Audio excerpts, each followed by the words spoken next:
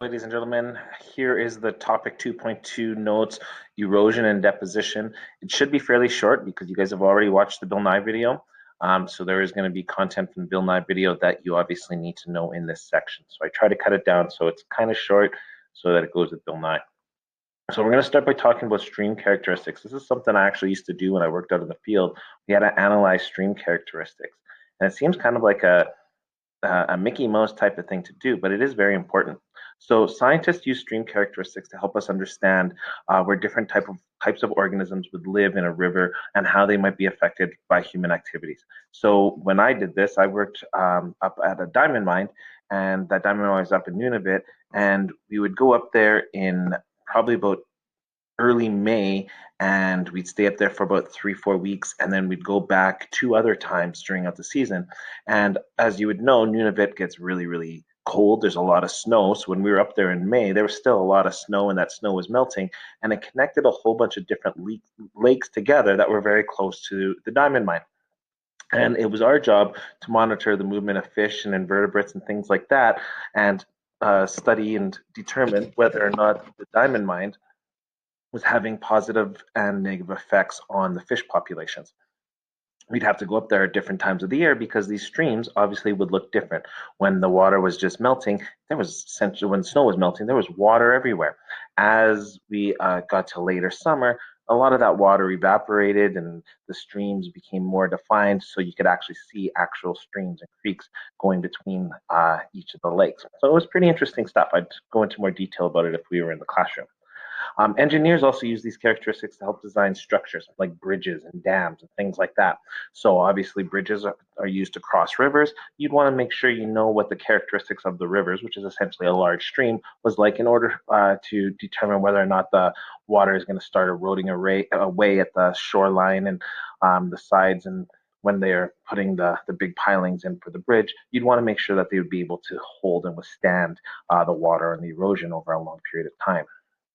So some of these characteristics we looked at was obviously how fast the water flowed, the turbidity, so how cloudy and or clear the water was, the slope of the stream bed, so whether the stream bed was really, really steep like this, something like you'd see in a river or engineers would be concerned about, or whether it was really, really flat. When I was up in Nunavut, the stream beds were really, really flat because it was just water flowing everywhere. So the stream beds were essentially wherever water was. But later on in the season, the streams, like I said, they became a little bit more defined. So they'd have slopes, not massive slopes, but they'd have slopes that were a little bit deeper based on the amount of erosion that was occurring. The direction of the flow is obviously very important. You guys know that all the water out here flows out towards the east. It comes down from the Rocky Mountains and flows out to the east.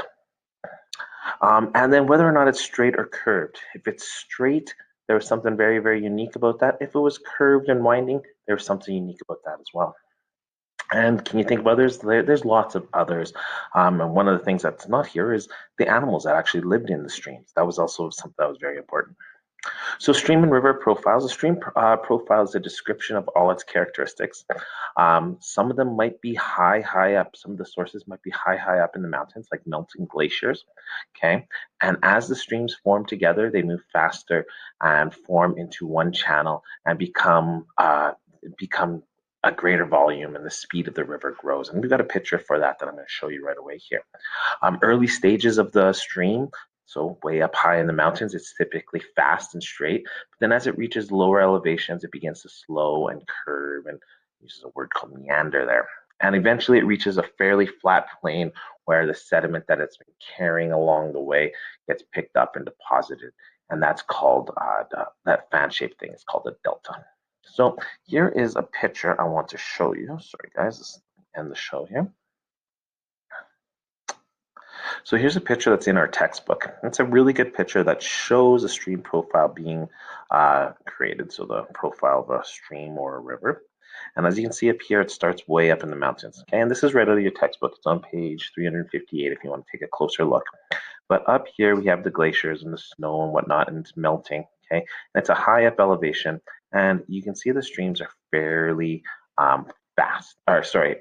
fairly straight. Okay, I like to talk about this and say we've got a stream that's moving down here, a stream that's moving here, a stream that's moving here, and then here they all meet. Well, what happens there? Okay, I'm sure you've all done this before. You're on a long car ride and it's raining outside, and you start looking at raindrops as they're falling down the windshield. You have a raindrop that's coming here and a raindrop that's coming here, and you're sort of making a race. It's kind of a tie. But then from out of nowhere, another raindrop comes here and joins this raindrop. What happens when those two raindrops meet? Okay, the volume of water, the amount of raindrops actually increases, and that raindrop moves a lot quicker. Well, that's sort of what's happening here. We've got a body of water or a stream of water flowing here, stream of water flowing here, stream of water flowing here. They all meet up, the volume increases. So of course, as the volume increases, the water starts flowing a lot quicker. Okay, so this is actually happening up in our mountains. And out here in Alberta, well, obviously, the water that we're getting is flowing from our mountains and is flowing, like I said earlier, out east, or it's flowing eastwards. Everything on the other side of the mountains, on the western side, it's flowing out west to the Pacific Ocean. Ours is flowing out to the Arctic and Atlantic Ocean, those types of things. Okay, so this water is flowing essentially across our country, okay, in all these different rivers and streams. So you got to imagine this spot from here to here is essentially all Canada. Okay, yeah, we could say that, or it could be, a body of a lake or something down here. But the water flows, and you can see in some cases it's meandering, it's flowing in a curve shape. As it curves, it starts to slow down a bit, but then more water is coming in through groundwater and through runoff and whatnot, and then it flows a lot faster. When it gets near the end, it really starts to meander. It slows down and it curves. Everything gets a lot flatter. You can see the actual width of the stream or the river is a little bit bigger. And then finally, it flows out. And this is the delta. Okay. And you can see nice and green up here. Here it starts getting a little bit brown.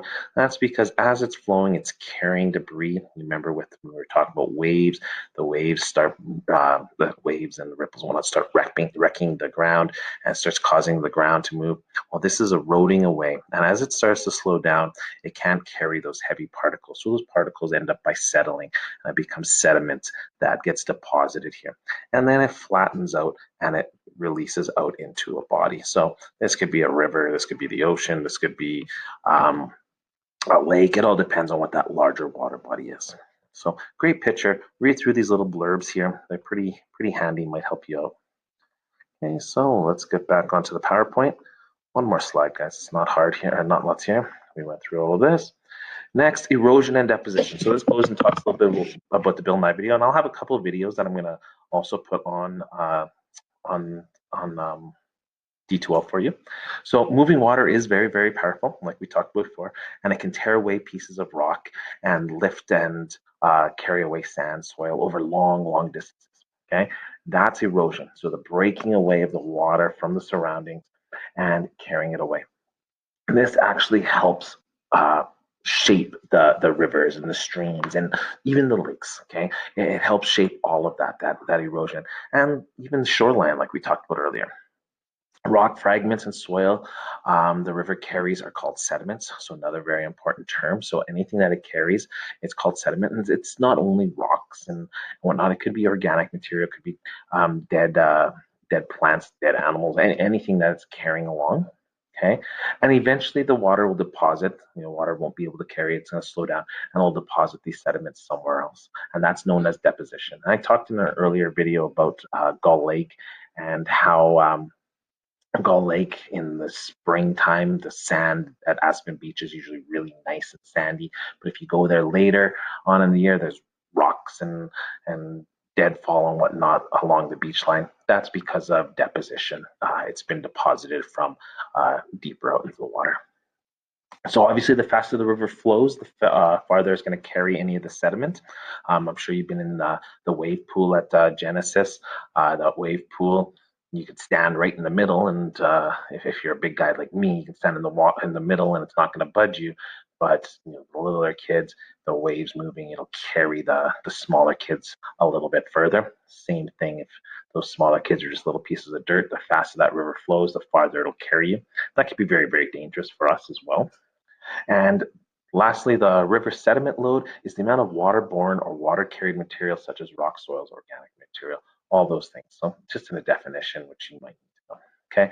Oh, sorry, I thought we were almost done. Here is a picture of a watershed. So the watershed is all the area in the land that drains into a lake, river, ocean. Okay. So this right here is a nice picture of a watershed. It's from here to here. Here's the source back up in the mountains. Obviously, it's also precipitation, anything along those lines. And it all flows into this river.